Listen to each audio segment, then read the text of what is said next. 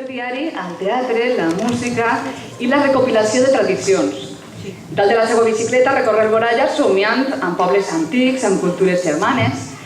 Com un rodamons, bota i gaudix per valls i muntanyes, per seques i aljubs, pel secà i per l'horta, i així ens fa gaudir d'un trencaclosques mediterrani harmoniós i creatiu. Els entesos lo han qualificat a ell i al seu grup com els trobadors del segle XXI. Recuperen històries, narracions, llegendes, romanços i cançons de la tradició oral. Fan un importantíssim treball de recerca i d'adaptació teatral i musical, de barreja d'estils, de globalització cultural. Recuperen els sons, els instruments, les contalles, les cançonetes i rondalles que ens arrelen i ens agermanen. Per a Vicent, cada actuació en una plaça, en un local, en un col·legi, esdevé una autèntica abraçada ben gratificant. Gaudix i vol fer gaudir a grans i menuts. Recupera el teatre global dels còmics del carrer.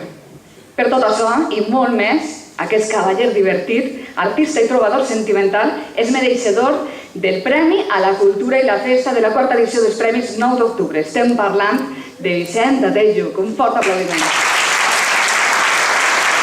Entrega el premi a la subvenció d'alcalde, la senyora Àngel Peiró.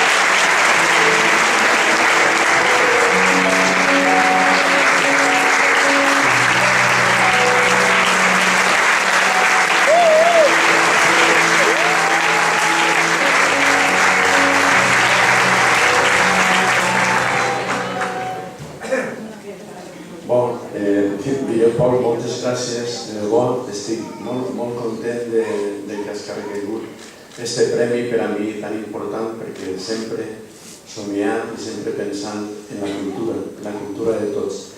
I vas pels carrers, com bé han dit, per les places, per tots els llocs, contant i cantant. Sobretot contant d'on vens, què fas, per què ho fas. I per a mi és un honor el poder rebre este guardó de premi. Jo vull dedicar-lo de totes maneres, vaig a dir-vos, jo vull dedicar este premi a ma mare i a mon pare.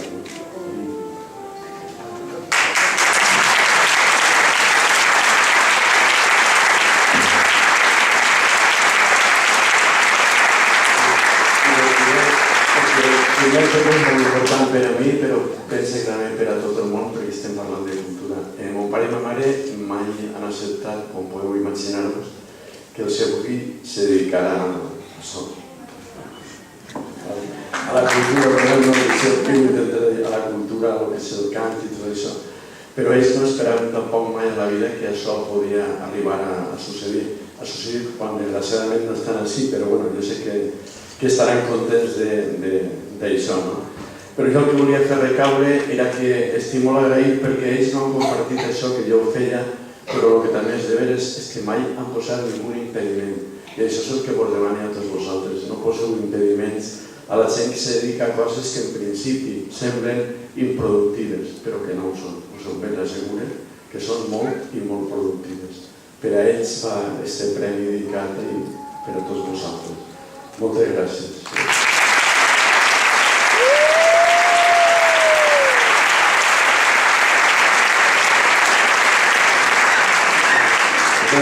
Si ve que us diu una altra cosa, perquè si no me podré anar d'ací, que aquí em sol donar compte que m'agrada parlar la meva tradició i ningú és la tradició oral.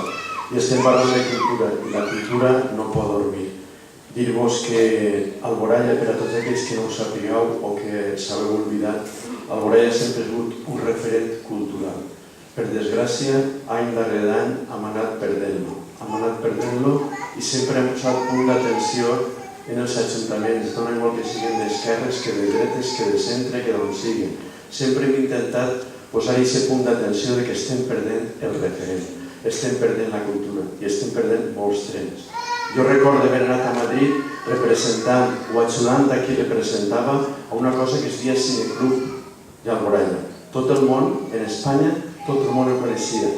Després he anat representant i formant part d'un grup que es dedicava a l'agricultura ecològica. La primera cooperativa d'agricultura ecològica de l'estat espanyol va estar a Alboraya i per a molta gent ha passat desapercebuda. I allí ens volgueren fer membres del grup de denominació d'origen. Vull dir, hem anat perdent trens. Esperem que aquest ajuntament acaba de tindre prendre ara el manat en aquest moment, no anem bé. Però encara us queden uns quants anys per a poder rectificar. La cultura n'hi ha que posar-li atenció. Si podem eixir de la crisi serà gràcies a la cultura i a l'educació. No ho oblideu. Gràcies a tots.